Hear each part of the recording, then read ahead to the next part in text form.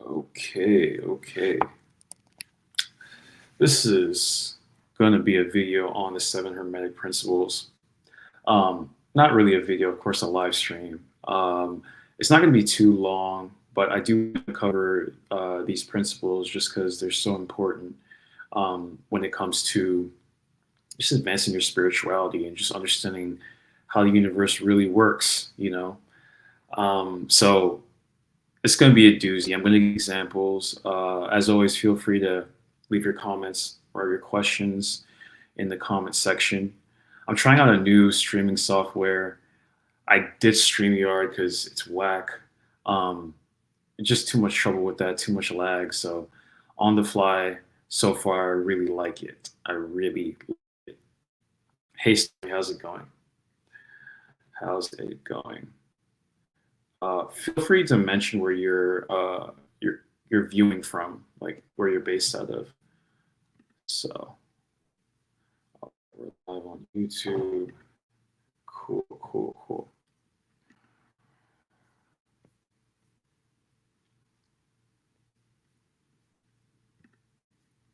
All right, start really soon.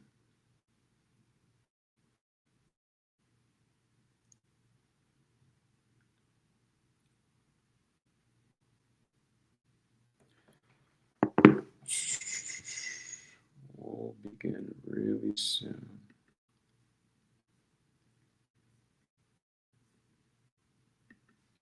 Georgia. Okay, that's cool. I've never been to Georgia. Um, seems like a cool state. Seems like a cool state. I wonder what the weather's like there, because since it's the South, I'm assuming it's really hot, even if it's early fall.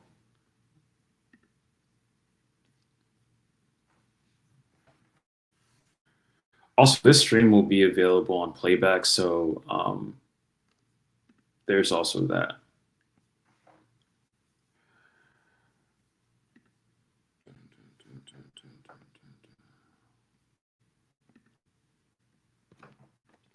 Yeah, I love it here. The weather be crazy. It's still hot. It's 80 degrees. Yeah, I bet.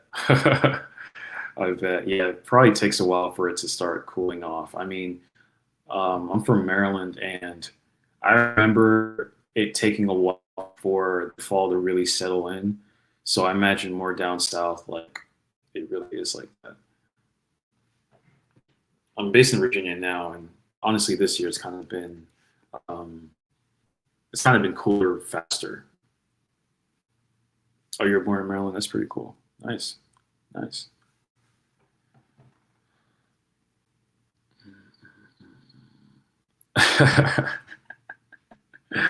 Yeah, exactly. Exactly.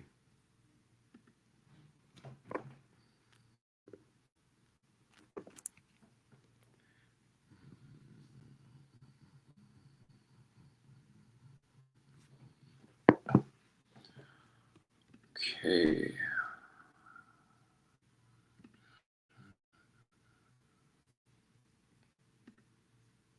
Cool. So I'm going to get into the 7 Hermetic principles, um, powerful stuff. So first of all, let me do a little bit of backtracking here. So the 7 Hermetic principles, um, you can learn more about them in the Kabbalion, which is Hermeticism, ancient philosophy, basically a philosophy put together by Hermes Trismegistus, which is an old mystic back in the day. People think, hey, is he one person? Is he multiple people? Nobody actually knows, right? Some people call him Thoth, whatever. At the end of the day, he put together certain information about how reality works that really stood out because people were able to see it directly in action. And this knowledge has been passed down for centuries, and a lot of these universal laws are very applicable to today. And today I'm going to go through them one by one and give examples for you to get very familiar with them. And it's going to really shine a light on what existence is reality creation, um, all these types of things. So, firstly, we'll start with the law of mentalism.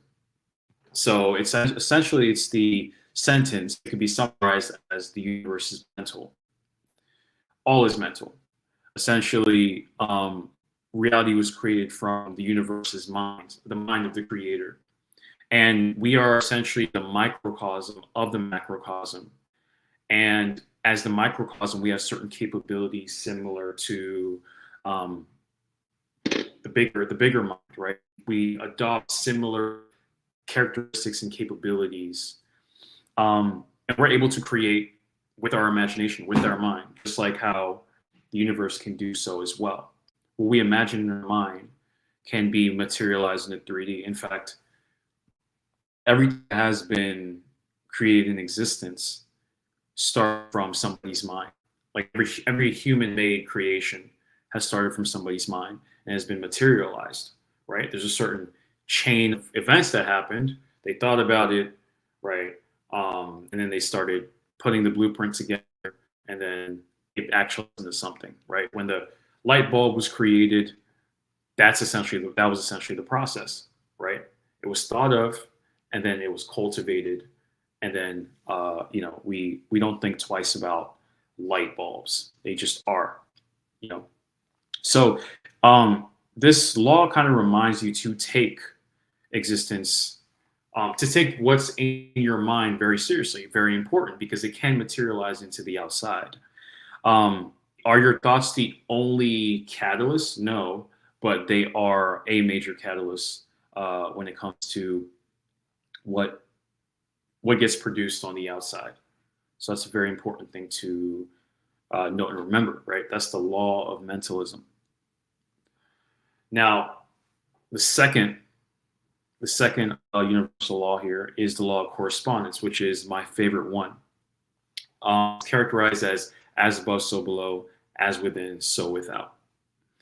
And essentially, it's to say that there are three planes of causation. There are three planes in existence that has influence on existence.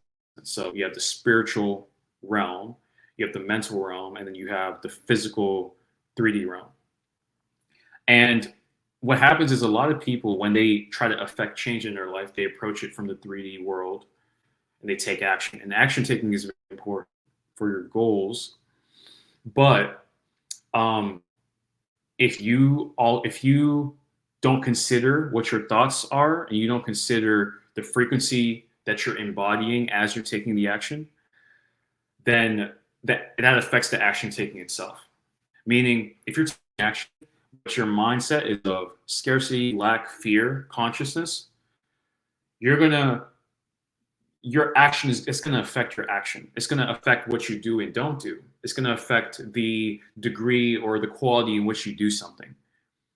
So a very important thing to note when it comes to how how these planes of existence affect one another. Also, the frequency you're in. The frequency you're in, right? If you're embodying a predominant frequency of peace, allowing, and flow, you're going to have more peaceful thoughts, more flowing thoughts, and your actions are going to be more of flow. But if you're in a frequency of lack, fear, consciousness, then that's going to show up in the way you think, of course, and then, of course, on your actions or lack thereof, because these frequencies lead us to certain intuitions we have about existence or how we should behave. So if you are operating out of fear, then you're going to be viewing reality, the within, you're going to be viewing reality from the lens of fear. And I actually talked about this with someone yesterday, where he's experiencing this fear of the opinions of others, or other people's judgments was the major thing he was dealing with. And what we found was that he judged himself a lot. In his mind, he always constantly judged himself. And all this judgment created a lack of safety within himself. So he didn't feel safe with his own thoughts, being in his body, etc. So that lack of safety, he sees lack of safety within, he's going to see lack of safety without. And then, as we talk further, I said, you have to start cultivating a safe haven within. Meaning, my experience is safe for me to be in my body with my thoughts. Like this is a safe haven I'm creating. If I feel safe within, no matter what's going on in the outside world, I'm going to be interpreting a lot of things as safe. Even if people judge me, I'm not going to care because my safety is coming within. So like what's within us is what's getting projected out, and we have to remember that. And correspondence is show us that giving your thoughts fuel energy is the catalyst. That's right, exactly, exactly. So correspondence, as within, so without. Take care of your internal world. Like, take care of your internal world. Um, don't be such a constant doer. Like, take time to also um, refresh all of that stuff. Because how you take care of yourself, it does wonders for you. It does wonders for you. Yeah, cultivating a safe haven within. I mean, there's a lot of people that don't feel safe within. Um, and if you don't feel safe within, are you expecting the world to do that for you, or are you expecting the world to always make you feel safe? You'd be surprised how safe you start to feel, even in like quote unquote unsafe circumstances or times, when you feel safe within, when you're your own kind of caregiver, nurturing parent, and you look out for yourself. It's a night and day difference.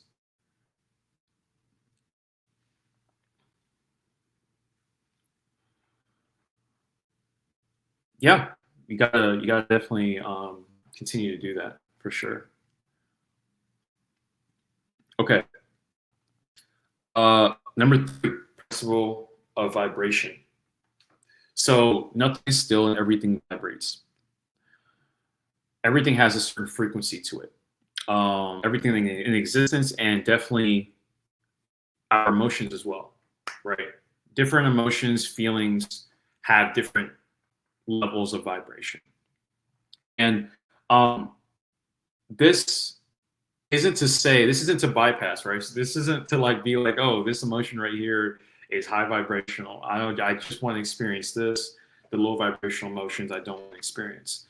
Listen, all of our emotions, we have a wide spectrum of emotions, and the quote unquote low vibration emotions have a lot of purpose to them.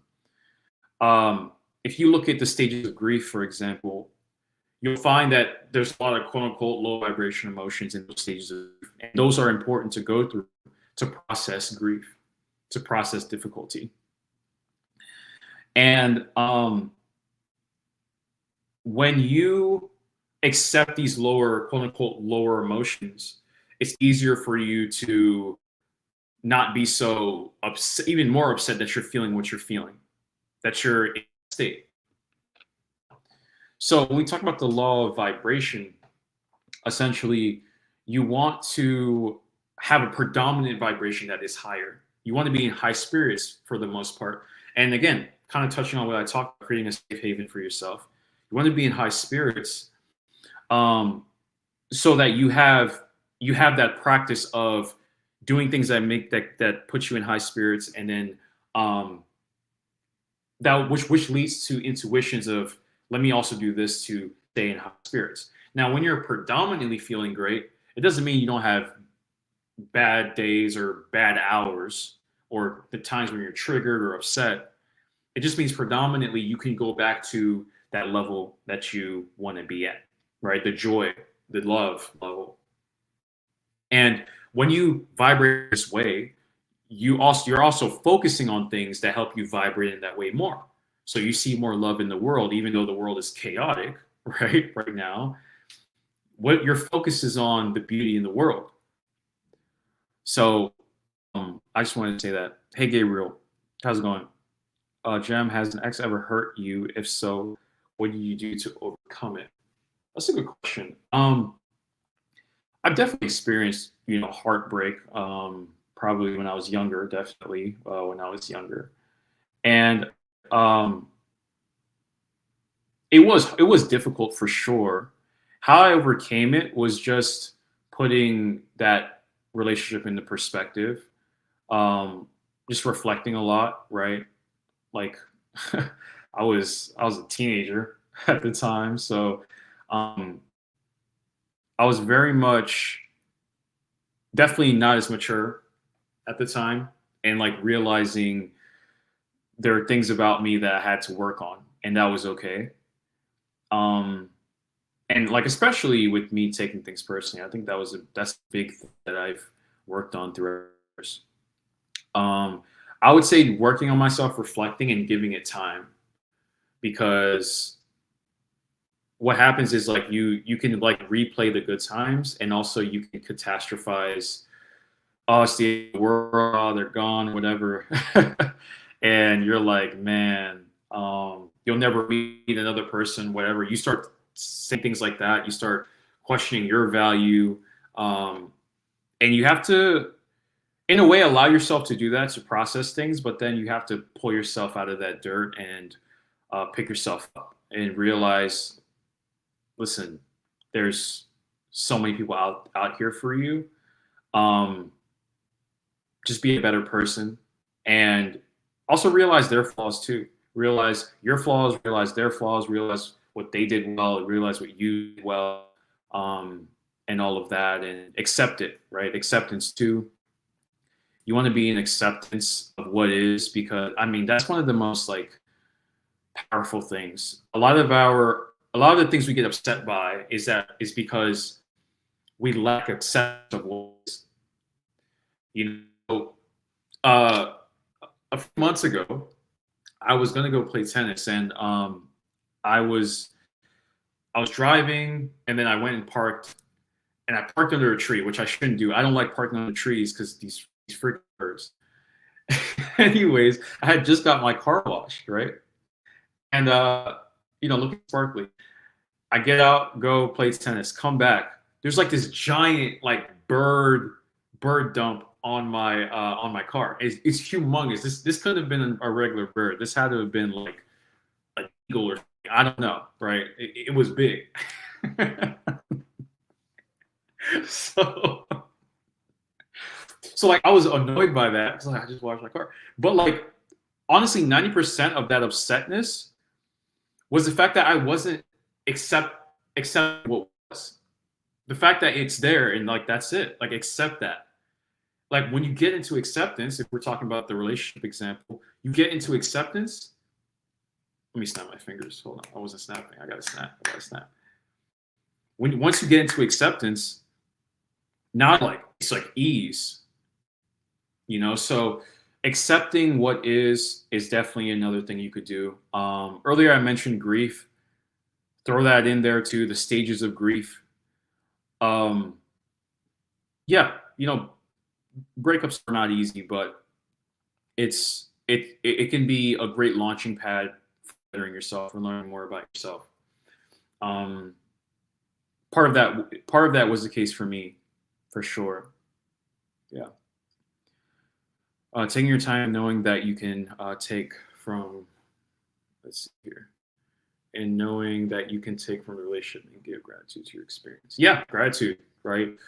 There's a lot of people out here that like badmouth their exes and talk all this stuff. It's like, man, what about that experience actually helped you? Even if it wasn't a great experience, like what did you learn? Even if it traumatized you, what did that trauma lead to? There's some things that are traumatic, was traumatic for you and very unfortunate to experience, but it led to some sort of benefit in the long run. Not downplaying trauma. Trauma is a difficult subject, but we have to also talk about the other side of trauma where, hey, some of our traumas make us stronger people, make us more resilient, make us more powerful. So we can't forget that either. Heartbreak hurts, but sometimes it fixes your vision. Exactly. Yeah, you can see the world differently. Um, for some people, like let's look at it like this. Someone experiences heartbreak. On one side, maybe it starts being difficult for them to trust people. But another side is that they start getting better at discerning who to trust and who not to trust. So on one hand, they may have to work on their trust issues, But on the other hand, they've gotten better at discerning, okay, this person has red flags, this person has green flags, so on and so forth.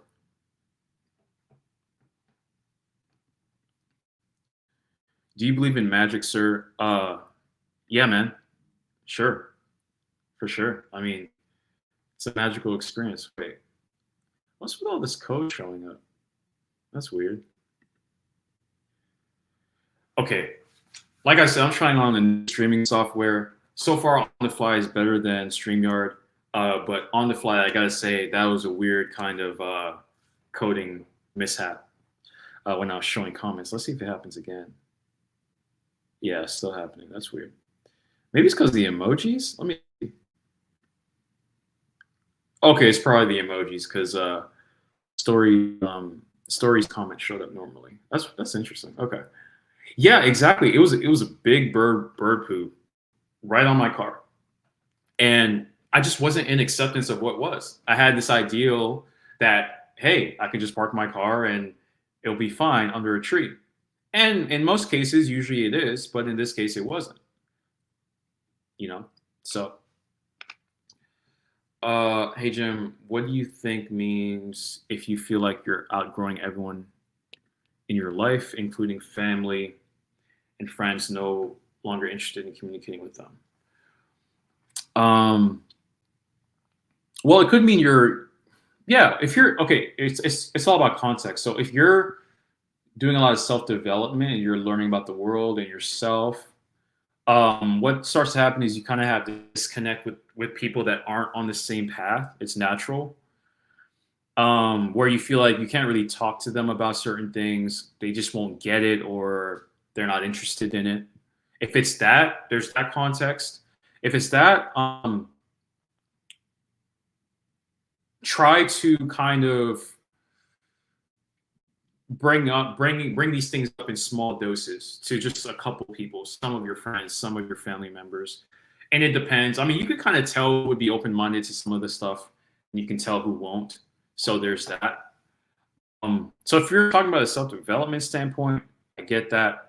If you're talking about from just a like these people aren't serving me,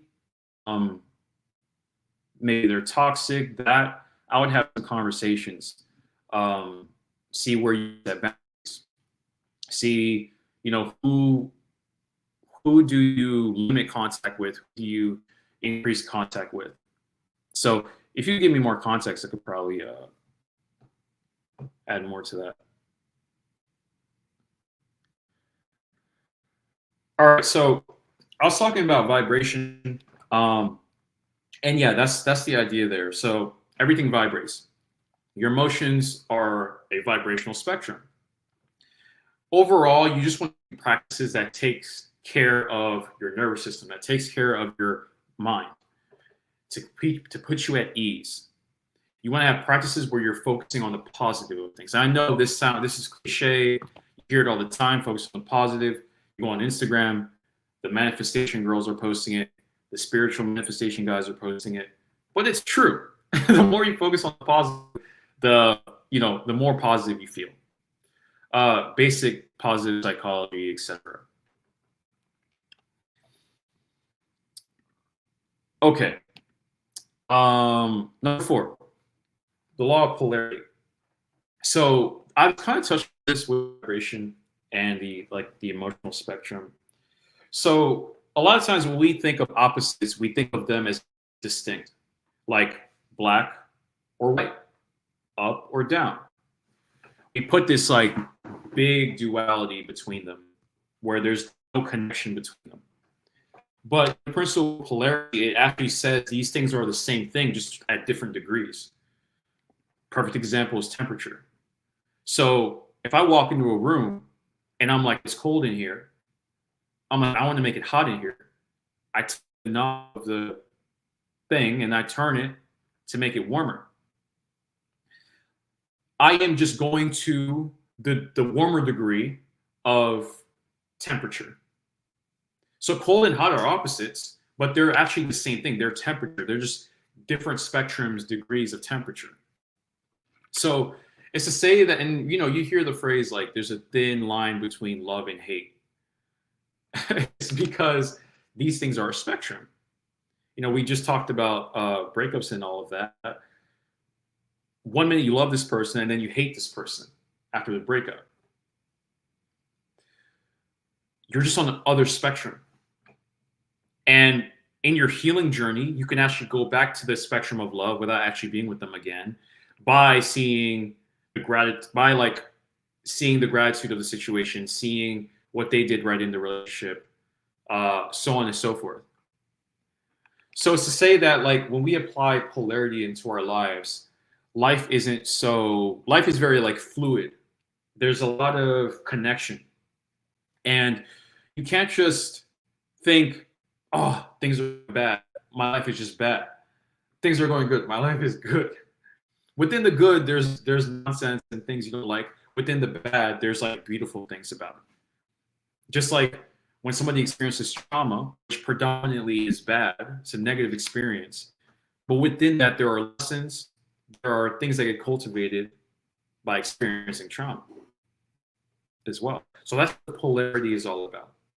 And it's to say if you find yourself in a very negative mood or a negative headspace, don't think of it as I need to just jump to feeling joy and happiness. I force it upon myself. You don't need to do that. What you need to do is understand that this is a spectrum. So, for example, let me see the example I've kind of put here. Let's say you're in anger. Instead of being like, oh, I want to feel peaceful, I don't want to feel angry, you're just going to snap your finger, you'll be peaceful. It's a gradation. So you'll be angry, and then you'll maybe, after some time, feel frustrated. And then maybe you'll feel a little bit annoyed. And then you'll start to feel neutral. And then you'll start to feel, let's say, what word am I looking for? Content. Content, neutral is kind of close. And then you start feeling excitement and then joy and peace. So what I'm saying here is that don't think of your emotions, like changing your emotional state as a light switch. It's a gradation. Accept that gradation. That's the polarity. It exists in one spectrum.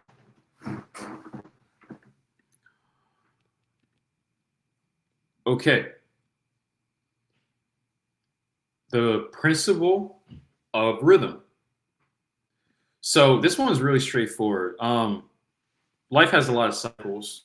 You know, one of the most obvious ones is the seasons of the year. Summer, spring, winter, fall. And all of these seasons are extremely necessary for existence of animals, existence of plants, so on and so forth. Someone could love spring and be like, I want it to be spring all the time. But there's no spring if there isn't winter. There's no spring if there isn't also fall. Like all of these connect. Or should I say there's no winter if there's no fall. All of these connect. So it's to say that life has cycles and it has periods of, you could say, when things are up and things are down. You see this in a lot of areas. You see it in the stock market. You see it in nature. You see it in sports. You see it in movies, right? There's times in the year where more movies come out. In your life, there's moments where you're extremely motivated, you're pushing yourself, you're hustling hard, and that's very important to do. And then there's seasons in the year where you need to like relax and chill. I have seasons in my year where I'm feeling more social, hitting up friends, let's hang out, let's do this, let's do that. And then I have seasons in my year where I don't want to really talk to people as much. And there's a reason behind that. So it's to say that you want to start accepting the seasons and the cycles of things, and these cycles are necessary. Like they add a certain balance to life and to your life as well. Tallulah said, yes, exactly. Realizing they no longer serve or like they resonate with an old version of me. Yeah. Yeah. Like relationships, absolutely. What you focus on expands. Yep. What's the last dream that you had that you can remember? The last dream I had, I feel like this was like 2 days ago. Man, that's a really good question. Last dream I had.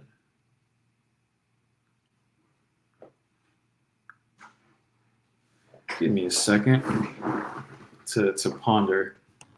To ponder. Man, I don't remember the entire contents of the dream, but all I remember was just this this song being played on loop. Um, it's because I like to watch some of my uh, teen sitcoms every now and again. I'm a big fan of One Tree Hill and 90210, and this song by Carly Rae Jepsen was playing in one episode, and like it was in my dream. I don't know. It was it was really funny. It was just playing back to back to back to back. So I can't really give you a really solid answer, but I wish I had like a cool dream to kind of remember. Um, this might be one of those things that kind of I remember probably after the stream, and I'm like, oh, I should have said this. So we'll see. We'll see. Yeah, exactly. I'm struggling to remember sometimes. Exactly. My goodness, I love it. Oh my God. Listen, that's my show. Okay. I watched the entire thing. I'm on my second full watch of it.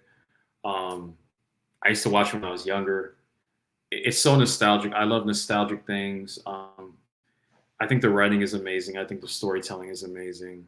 I also like basketball, so I love that basketball's part of it. And I like the character developments too of everyone in it. So, man, that's my show. Glad you like One Tree Hill too.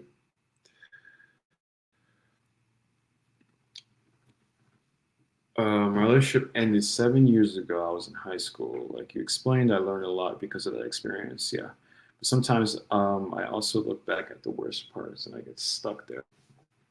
Um, yeah, I think that's very natural. You could look back with regret of you wish you knew this sooner or you wish you did this instead. But again, I go back to acceptance for a reason. It's because that's going to help you move forward um, when you accept what it is, when you accept your shortcomings. Didn't finish it, but it was good. Yeah, I can't say enough about that show. It's good stuff. LMAO, not Carly Rae. I know. Honestly, the song wasn't that bad. I think it's called This Kiss. Uh, it's kind of a vibe, but like it was just being played too much. So like I was like, oh my god, like I've never had a dream like that where it's like one song gets played on loop, loop, loop. So it's funny. What type of music do you guys like, by the way? I'm curious. Like favorite artists and albums and all of that. I'm curious.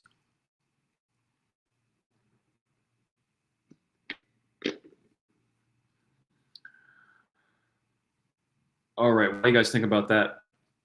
I'm gonna continue here. Yeah, so that's rhythm, like cycles of life. Um, just accept that. Just accept the cycles of life.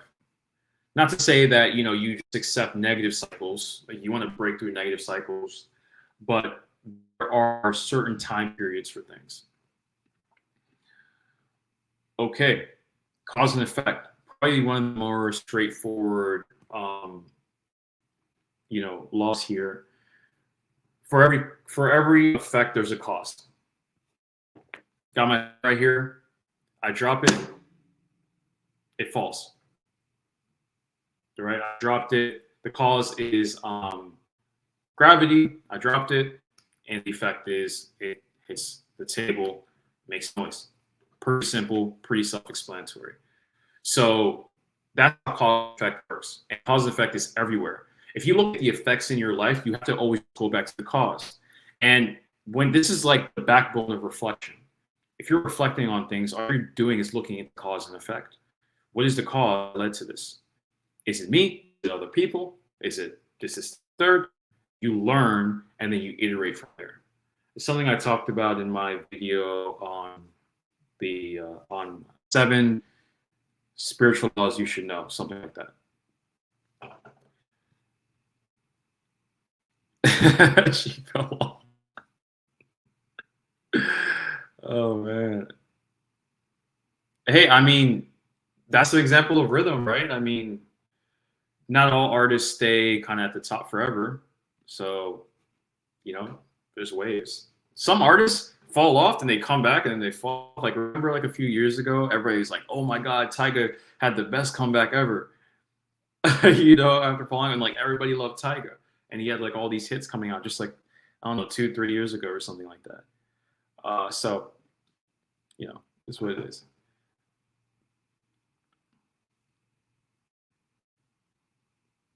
Yeah, acceptance.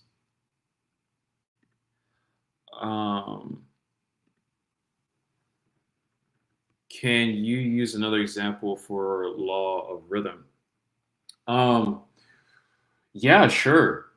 So, I mean, a direct example related to music is like if you take an orchestra, or you just take let's take a song you listen to. Usually, there's a verse and there's a chorus, um, and there's a bridge like leading to the chorus, and the chorus repeats itself. There's a cycle to the chorus. So you hear the verse, you love the verse, but you're waiting for the chorus, and the chorus happens, and you're like, love the chorus. But the chorus just repeated constantly. You might get annoyed by that. Like it's typically like songs that there's a certain blueprint to song making. Like people that like music, typically the song has a chorus and a verse and some sort of bridge sometimes. It breaks up the song a bit so that you don't get too overwhelmed by the same thing. Because if you're too overwhelmed, if it's too repeated, then you might get annoyed by that. Now there's exceptions, like there's some rap songs I like, man, they just say the same thing. I'm just like, this is my jam, But I like my playlist is not full of songs like that. I have a wide range of music I like, and I gotta have like songs with differences. So say that with rhythm, there's a cycle to a song. There's also a pace to it that you can notice. Hopefully that example kind of makes things clear. Listen to jazz, that's cool. Jazz is relaxing. First song right now is it's Hey Joe by Jimi Hendrix. Every Breath You Take by the Police. Oh. I gotta listen to more Jimi Hendrix. Definitely. All right, so cause and effect, pretty straightforward. Just look at all the causes that have led to things happening, and then in the future you can course correct and do better. You can make decisions that are going to lead to effects that you like, and understand that there are times where things were outside your control, so you can only influence things indirectly. So, for instance, if you ride from your friend somewhere and you need to be there on time, but your friend is always fashionably late, then you can learn from the experience of you showing up late because your friend was late. And next time, either call your friend earlier or call a different friend that's more on time. Simple example.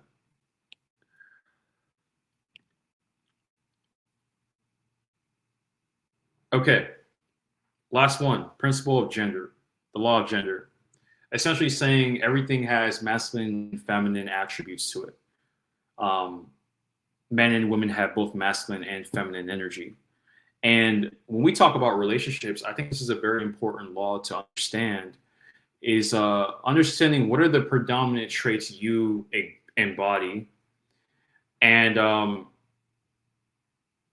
oftentimes, your like compatibility with the right person, like if you're with the right person, the compatibility is in the fact that you guys have complementary complementary things. So let's say you're with someone that has more feminine energy, and I'll kind of actually, you know what?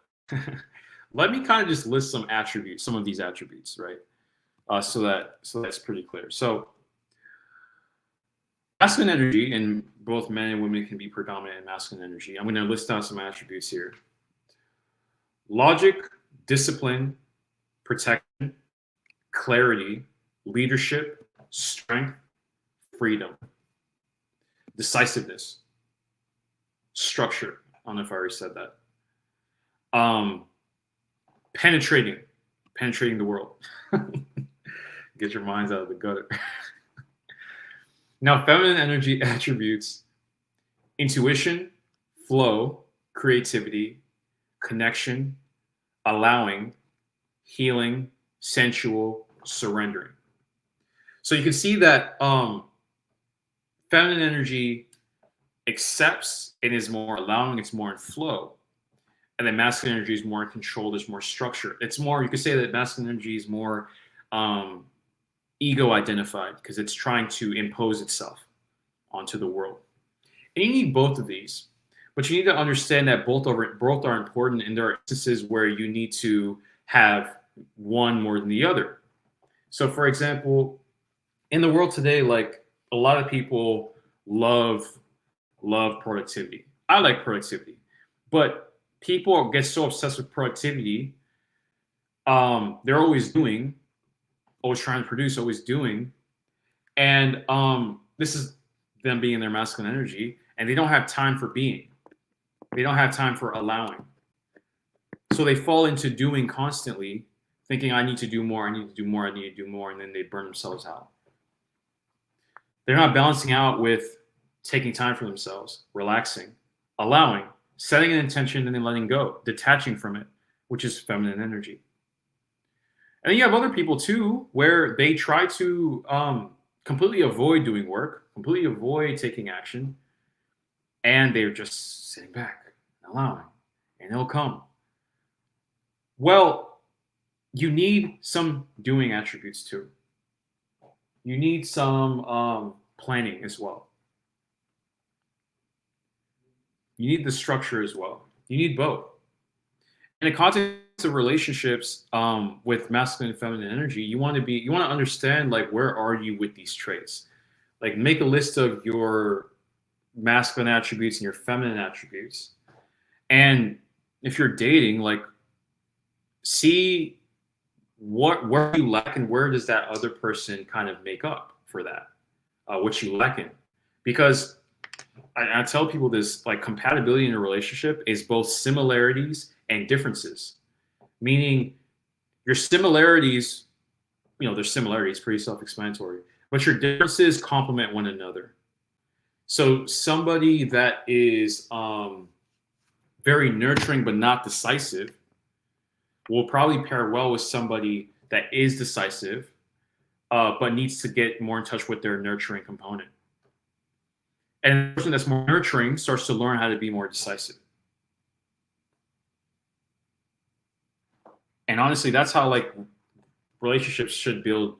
Like, a relationship should build two people up, basically, by both people, like, evaluating the strengths of, evaluating their quote unquote things they can work on, weaknesses, and then evaluating their strengths, vice versa.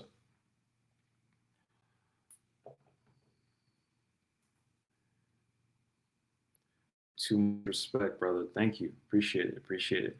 Also, guys, I have a pinned comment. I'm taking identity resonance calls. I think it's at the top. I'm taking identity resonance calls. If you're interested in the program, feel free to fill out the form, and I'll be glad to have a conversation with you and welcome you in the program if I can help you. And also, Subconscious Secrets, definitely check that out. Pretty solid program on the subconscious mind. Links are at the top. Let's see. I love women. Good. Fantastic. Wait. Oh my God. So would the conscious mind be masculine and be conscious mind be masculine? Yes, exactly. Yeah, yeah. Conscious mind is masculine. Subconscious is feminine. Absolutely. Yeah. 100%. Because you have to look at how they function. So the conscious mind, it's what you're doing consciously. It's what you're aware of now. It's what you're posing. Subconscious is receiving information. So when you program your subconscious mind, what do you notice? You're very relaxed and calm and quiet. You are absorbing. You're visualizing a potential you want. You're not doing in that instance. Now, that visualization or that programming process may affect the doing, and that's the feminine helping the masculine. And when you say, when you become decisive and you're like, I'm going to do this, I'm going to make the conscious choice of programming my subconscious mind. That's the masculine helping the feminine come about.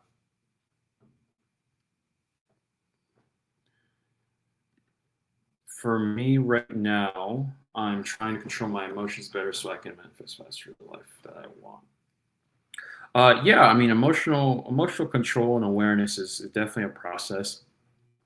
I think you could start with an inventory of what are the things that rile you up or get you out of your emotional center, or kind of like take you out of groundedness and be aware of that. Maybe you could avoid those things, or you can just change your relationship to them. So, man, some people out here, they get cut off by one person on the highway, and their whole day is ruined. One person in like a Fiat, cutting them off, and their whole day is ruined. You don't want to be like that, because you become a slave to the world. Like the world can control you can control you like crazy. It can affect what decisions you make. Like how many guys, they go to a bar, one guy accidentally hits them on the shoulder walking past them by accident, and that dude wants to start a fight. He's a slave. He's actually being controlled. So just change your relationship to things. Choose a different response. And this takes awareness. Like, dang, a bird just pooped on my car. I'm just going to change my relationship to this stimulus. I'm going to respond differently. And I guarantee you, the next time a bird poops on my car like that, I'm not going to be as annoyed. I accept what is, and I just change my relationship with it. And this goes for big or small things. So like maybe some of your, that's like a small example. That's like a funny example. No, you could apply this to bigger things in life too.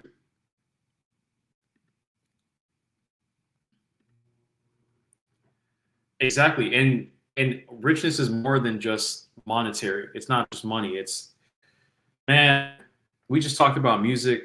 One of my favorite songs by Kendrick Lamar is Rich Spirit. It's because like in the song, he essentially says he's rich within. He's rich within. That's what he's talking about. That's a form of abundance. Like we think abundance is, I got a yacht, I got a gold Bugatti, I got a Rolex. That's a materialized form of abundance. But man, abundance can be in relationships. Abundance can show up in the amount of food you have. Abundance can show up in great feelings you have towards yourself. There's a lot of forms of abundance. So, like, I think that's a great way to, that's a great frame for thinking about abundance, is just looking at all the ways in which you're abundant outside of money as well. And you could consider yourself rich in that way. And if you have that self-image, it's going to show up on the money side too.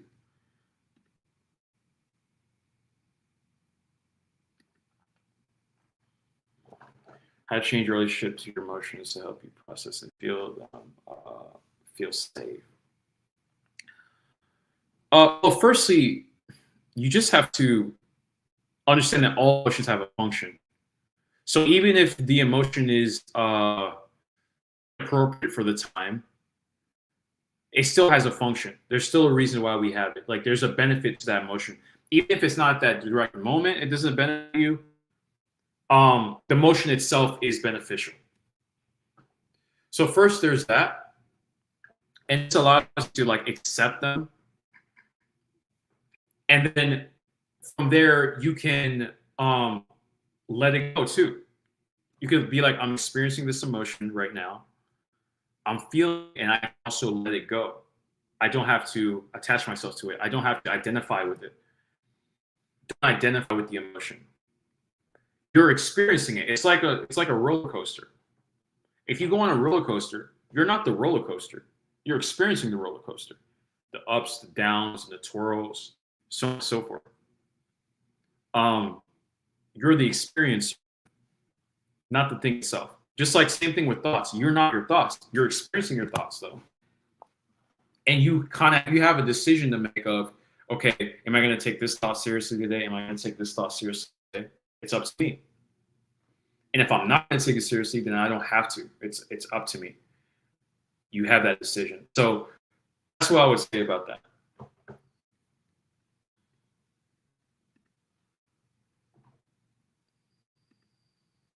Hey Jim, I need your video. Sorry, I'm late this one.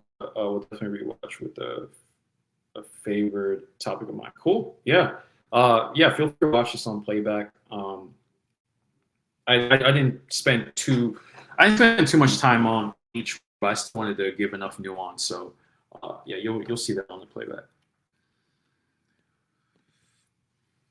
For real. Yeah, for real. We have to remember how abundant we are. And sometimes it's easy to forget because it's not part of the mainstream consciousness. So you turn on TV, you turn on show, what do you see? You see people that treat richness or abundance in one specific way, which is money. Look at your friends, probably think of it like that too. But abundance is so much more than just that narrow thing. And this is why cultivating the content that goes into your brain is important too. So like me, I love my TV shows, I love my reality shows, but I always make time to feed my mind as much truth as possible. It'll give me a leveraged advantage throughout life. So when I consume content, I learn these things and then I remember them. I have basically all these things in my toolbox to pull from because of what I've educated myself with, because of how I've cultivated my algorithm, my social media algorithm to feed me these things. Quotes I read by Stoics, quotes I read by spiritual teachers. These things, you read them and they get in your brain and sometimes they just pop up, you just remember them. But if my algorithm was just Kai Cenat, streamers only, and like these types of things. This is just entertainment, and I love entertainment, but it is not going to be I can't allow that to be the only thing I'm consuming.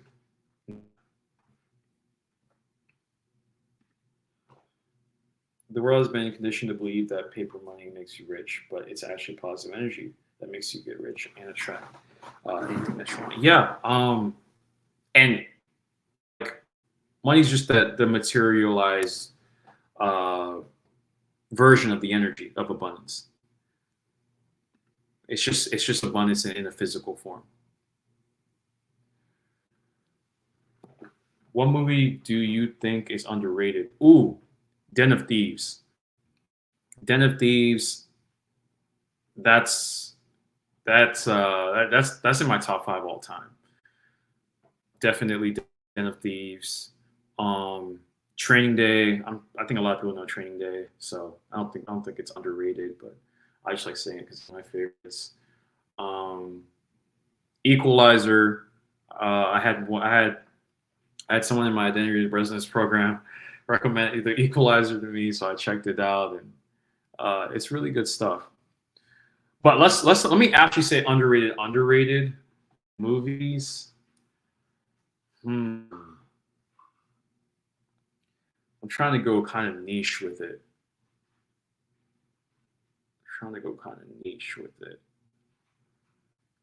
Man, man, you guys asked some good questions. I'm blanking on some of these, but I'll just go with those for now. If others pop in my head, I'll see. Uh, Abundance is what we are born into, but resources are kept by man-made systems. 100%. 100%. And it forces us to play a game of like playing the games of the system to get these resources. And also the system is artificial because it makes it seem as though these resources are scarce.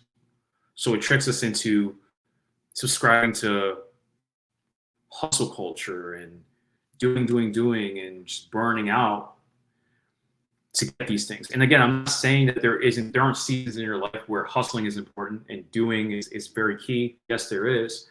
But people think that's all it is because they've put abundance in a very narrow way instead of seeing it more broadly. And when you see it more broadly, you embody it more, and the physical form of it starts being attracted to you more, which is always an important thing to remember.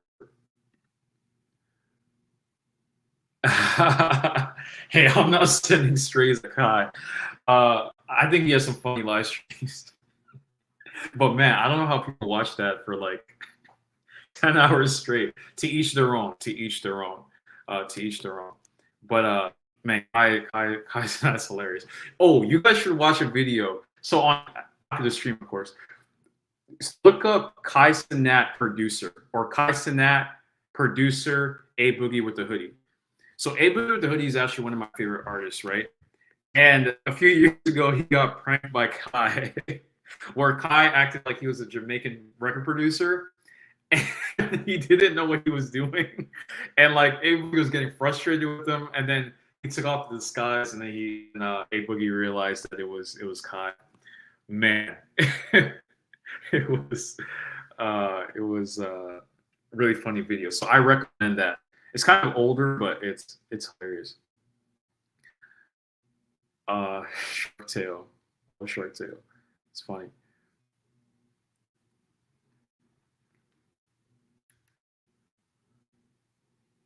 Oh,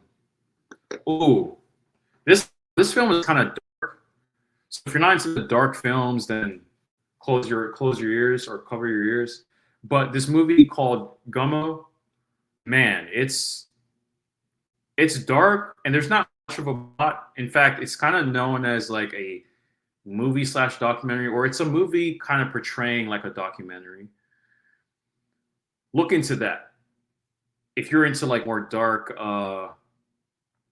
slightly dystopian, hopeless types of aesthetic movies. That's not the only type of aesthetic movies I like. You know, I definitely like happy films, but I do like that one for sure. Oh, continuing with movie recommendations. The Mechanic, Jason Statham. Whoa, that's my film right there. I love that. I love The Mechanic. Yeah, I like that film.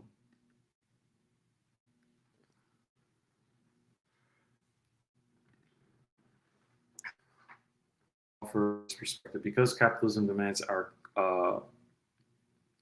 complicity to exist, we truly won't change systems until we check out of it in masses, get rid of the middleman, so to speak. Yeah, but man, capitalism is so baked into survival now at this point that I think it'll take a while for it to evolve out. Um, and some people even have like different definitions of capitalism too. Some things that are like objectively capitalism, people are just like, no, it's not capitalism. And it like, and then you also throw in the fact that we're distracted too. Um, it's such a system that we operate from, right? Uh, if you look into postmodernism, like people that share information on postmodernism, they give insights into, what it looks like to go beyond capitalism is great. I just think it'll take time for sure because it's just so baked into our survival and things like that.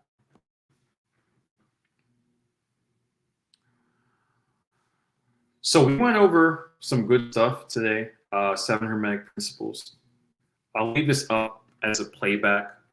Didn't want to make this stream too long because I gotta definitely get some rest. I'm traveling tomorrow, going to Oklahoma, so that should be interesting. But guys, thank you for joining the stream. I didn't promote this too crazy, but I definitely want to do more of these, especially now that I have like a pretty nice stream software here on the fly. Even though on the fly gives me these like code errors. Let's see, Ethereal, I'm going to put your comment up and see if the same thing happens again. Yeah, same thing. That's weird. So I guess on the fly isn't hip to emojis just yet, but still overall pretty solid, better than StreamYard. Okay, guys, thank you so much. Look out for my next video. Excited for that. I want to drop 2 videos in this month, so I'm putting things out there. If you're interested in working closer with me, feel free to look into Identity Resonance. I have the link to the form on the chat. You can also find it on my channel, or you could look into Monthly Coaching Container, which is slightly different. And if you want to learn more about the subconscious mind, check out the Subconscious Secrets. And if you are new to my channel, go through my channel, right? Learn about me, learn about the things I talk about. Look at some of my older live streams too, and definitely kind of just absorb and apply the material and see where it takes you. Thank you, everybody. Take care. Have a good one. Peace.